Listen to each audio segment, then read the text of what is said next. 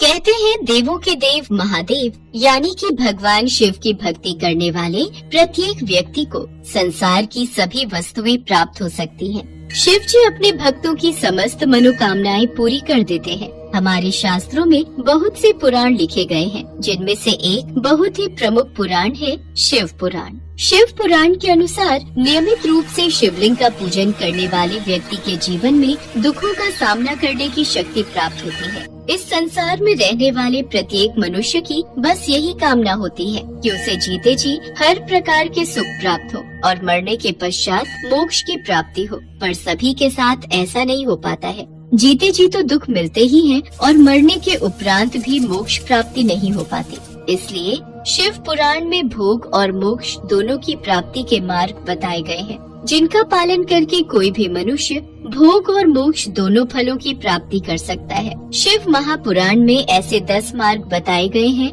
जिन पर चलकर मनुष्य अपने जीवन को सुखमय और सरल बना सकता है। शिव पुराण में लिखित कथनों के अनुसार धन संग्रह करना।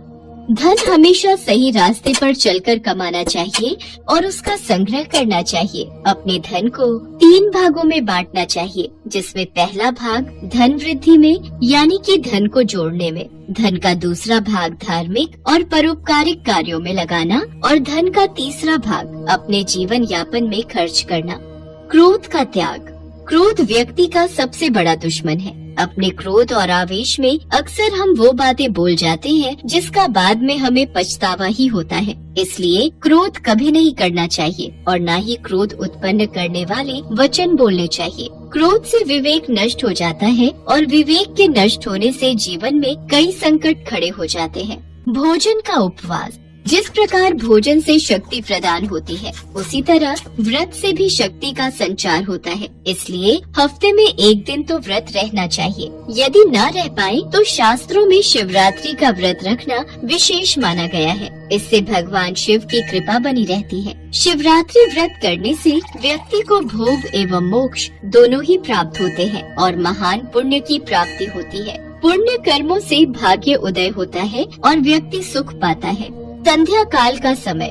सूर्यास्त का समय यानी शाम का समय भगवान शिव का समय होता है। इस समय शिव अपने तीसरे नेत्र से तीनों लोक देख रहे होते हैं और वे अपने नंदी गणों के साथ भ्रमण कर रहे होते हैं। इसलिए इस समय व्यक्ति को सत्कर्म करने चाहिए। पूजा पाठ, सत्संग या दान पुण्य करना चाहिए। संध्या काल में यदि कोई व्यक्ति कटु वचन कहता है, कलह क्रोध करता है, तो वो व्यक्ति पाप का भागी बनता है। सत्य बोलना। सत्य हमेशा विजयी होता है। सत्य बोलने वाले का चित्त शांत रहता है, जबकि असत्य बोलने वाले का चित्त विचलित रहता है। असत्य बोलना या असत्य का साथ देना सबसे बड़ा अधर्म है। इसलिए सदैव सत्य बोलिए, क्योंकि सत्य बोलना मनुष्य के लिए सबसे बड़ा धर्म है। निष्काम कर्म। प्रत्येक व्यक्ति को अपने कर्म करने पर ध्यान देना चाहिए, न कि होने वाले परिणाम पर। यदि हम कार्य करने से पहले ही परिणाम के बारे में चिंता करने लगेंगे तो कार्य कभी भली प्रकार से संपन्न नहीं हो पाएगा। निष्काम भावना से किया गया अच्छा कर्म ही हमें सफलता के मार्ग पर ले जाता है। हमें अनावश्यक वस्तुओं का त्याग करना चाहिए, क्योंकि हमारी अनावश्यक इच्छाएं ही हमारे दुखों का सबसे बड़ा कारण है। मनुष्य की अनैतिक इच्छाएं क्रोध, काम, ईर्ष्या और अहंकार को जन्म देती हैं। अनैतिक इच्छा हमारे मन को विचलित करती है। जो व्यक्ति अनावश्यक इच्छाओं के जाल में फंस जाता है, वो अपना जीवन नष्ट कर लेता है। अतः अनावश्यक इच्छाओं को त्याग देने से ही महासुख की प्राप्ति होती है। मोह का त्याग। मोक्ष की प्राप्ति के लिए सांसारिक मोह माया का त्याग जरूरी है। इस दुनिया में प्रत्येक मनुष्य को किसी न किसी वस्तु, व्यक्ति या परिस्थिति से आसक्ति या मोह हो जाता है और यही मोह भय और पीड़ा को जन्म देता है। मोह मनुष्य में विवेक को जागृत नहीं होने देता, इसलिए मोह माया का त्याग जरूरी है। सकारात्मक कल्पना। शिव जी कहते हैं कि कल्पना ज्ञान से भी अधिक महत्व रखती है। जो व्यक्ति जैसा विचार और कल्पना करता है, वो वैसा ही हो जाता है। ध्यान करें, सकारात्मक सोच रखें और जब भी करें अच्छी कल्पना ही करें। पशु नहीं आदमी बनो।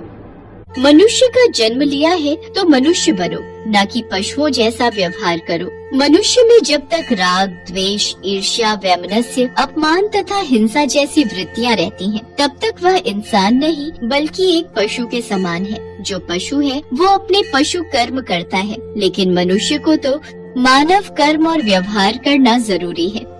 यदि व्यक्ति शिव पुराण में लिखी इन बातों पर अमल करने लगे तो भगवान शिव का आशीर्वाद सदैव उस व्यक्ति के ऊपर बना रहता है और उस व्यक्ति का जीवन सफल हो जाता है और अंत में मनुष्य को मोक्ष की प्राप्ति होती है।